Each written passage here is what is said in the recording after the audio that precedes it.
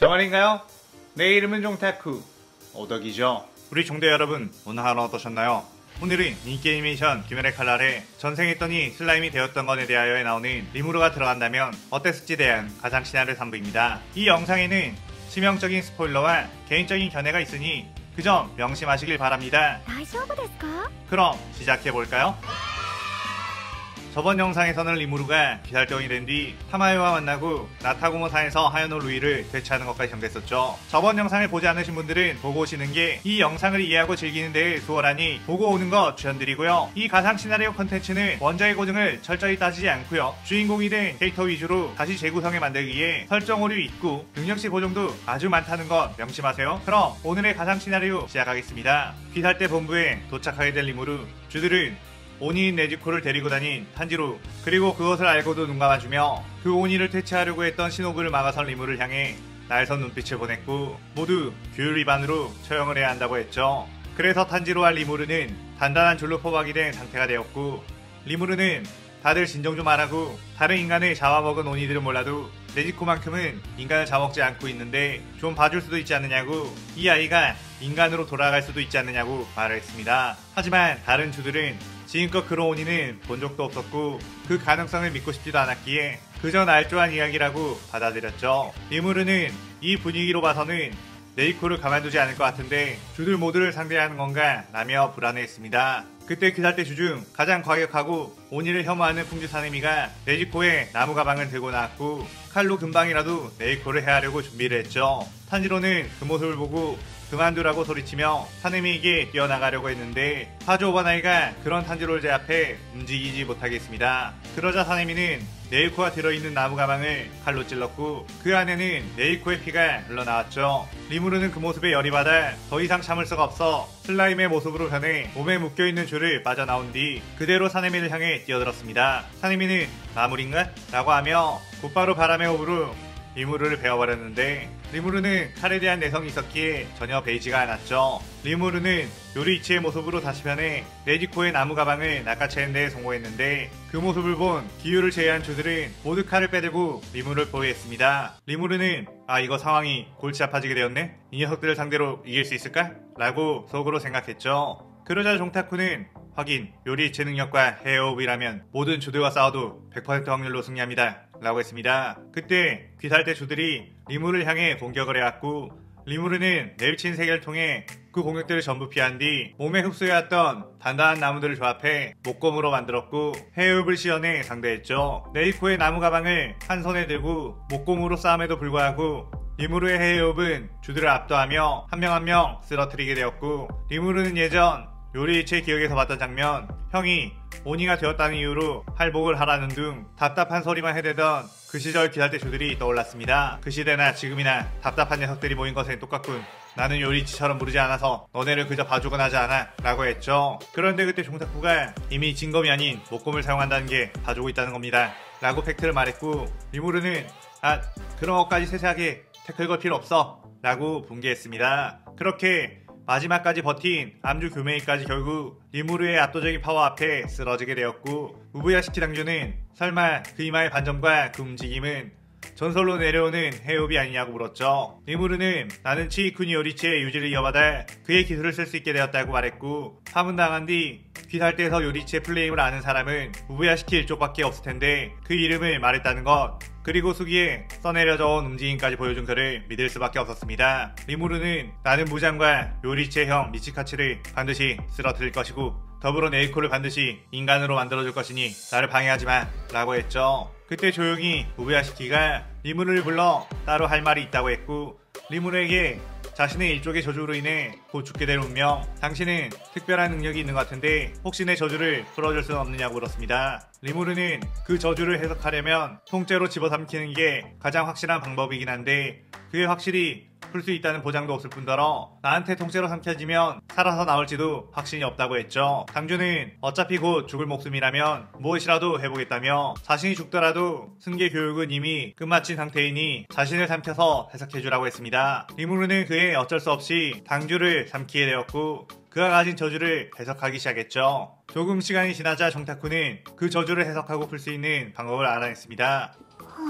하지만 그 저주를 풀게 된다면 더 이상 자식을 낳을 수 없는 몸이 된다고 했고, 당주는 어차피 애는 많이 낳았으니 상관없다고 했죠. 그렇게 리무르는 당주의 저주를 풀어주게 되었고, 당주의 얼굴에 화색이 돌아오자 드디어 일족의 저주가 끝났다며 기뻐했습니다. 리무르는 내가 저주를 풀어줬으니 너도 내 부탁을 하나 들어줘 라고 했고, 귀살대 선별 시험에 제공하는 칼들을 튼튼한 일륜도로 바꾸고 감독관을 배치해 쓸데없는 희생을 피하라고 했죠. 당주는 감독관을 어떻게 해보겠지만 일륜도 같은 경우는 만드는 방법 자체가 까다롭기에 재료가 있어도 대장장이들이 부족해 수급이 원활하지 않다고 했습니다. 그의 리무르는 곰곰이 생각해보더니 그 재료를 내게 가져오라고 했고, 그 재료들을 전부 흡수한 뒤 최상급의 일륜도를 뱉어내기 시작했죠. 그 모습을 본 우베야시키 당주와 귀살대 주들은 경악할 수밖에 없었고, 우베야시키 당주는 지금부터 귀살대의 당주 자리를 리무르 씨에게 넘기겠다고 했습니다. 어차피 자신의 진짜 목적은 일족의 저주를 풀기 위한 것, 그것을 위해 지금껏 많은 인간들을 희생시키면서도 선별시험에 감독관 하나 붙이지 않은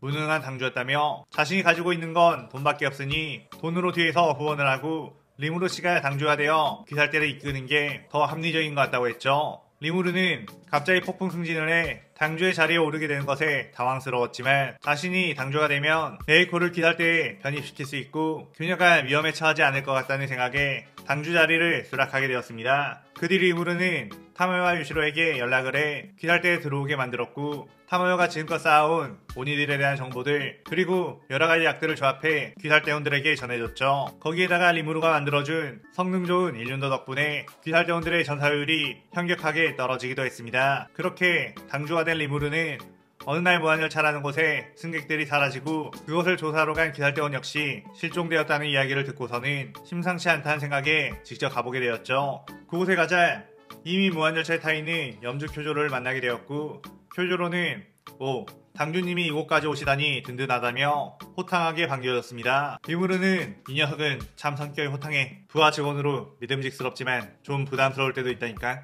이라고 생각을 했죠. 그때 영무원이와 검표를 했는데 그 검표 기구에는 하인일 엠무의 수면 혈기술이 발동되는 장치가 있었고, 그들에게 그 술식이 닿게 되었습니다. 그런데 그 술식은 그들에게 다가가자 검은 연기가 되어 사라졌고, 쿄로는 이것은 혈기술인가 보군 이라며 곧바로 영무원에게 칼을 겨누었죠. 타마요는 환술 계열의 혈기술이 능통했기에 그 계열의 혈기술을 막는 부적을 우선 귀살대 죽국과 리무르에게 지니게 했던 것, 그 부적이 엠무의 혈기술을 상쇄시켜버렸던 거였습니다. 하은일 엠무는 열차 지붕에서 느긋하게 이들이 잠들길 기다리고 있다가 깜짝 놀랐고, 쿄로는 당주님 저 녀석은 제가 처리하고 오겠습니다 라고 한 뒤 그대로 뛰어나가 화염의 호흡으로 엠무의 목을 베어버렸죠. 하지만 엠무는 그럼에도 소멸하지 않고 열차와 융합한 상태로 리무르와 쿄조로를 공격했습니다. 리무르는 슬라임으로 변한 뒤 넓게 퍼져 열차를 해석하기 시작했고, 해석 결과를 통해 엠무의 목 부분이 열차 맨 앞칸 쪽에 있다는 걸 알았죠. 그래서 리무르는 곧바로 요리체의 모습으로 변한 뒤 앞칸으로 뛰어갔고 그대로 열차의 앞칸을 베어버렸습니다.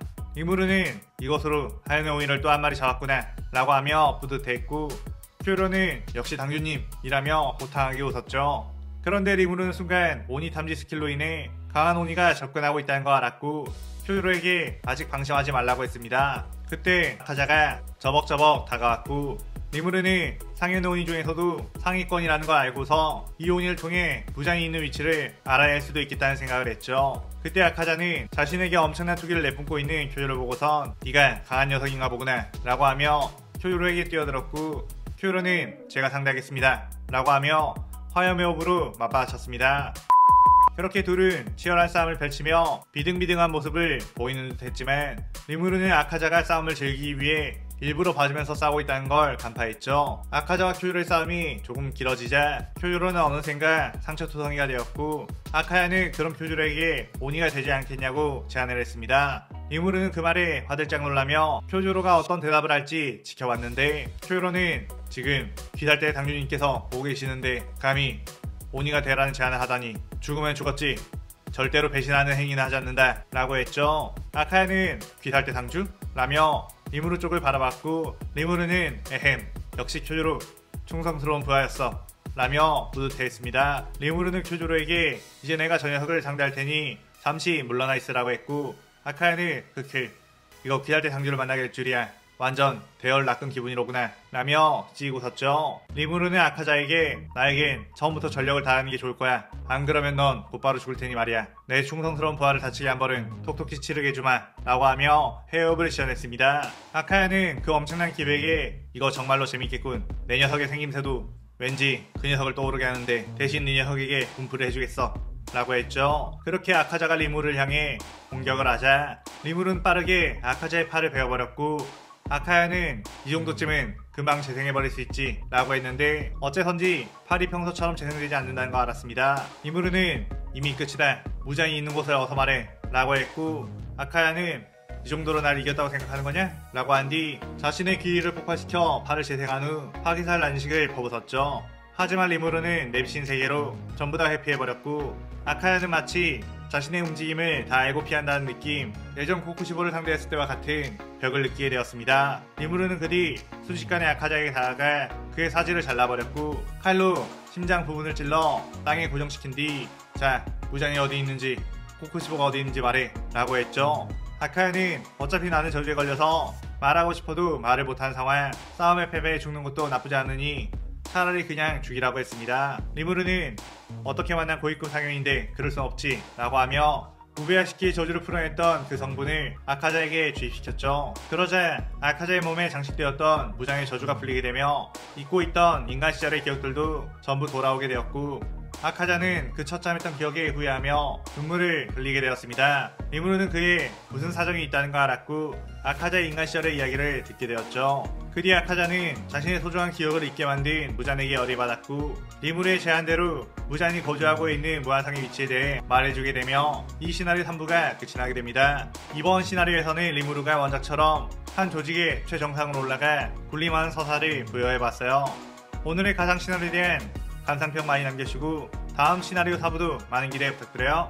오늘 영상 즐겁게 보셨다면 구독, 좋아요, 알림 설정 누르는 거 잊지 마시고요. 그럼 오늘의 이만 사요나라.さようなら。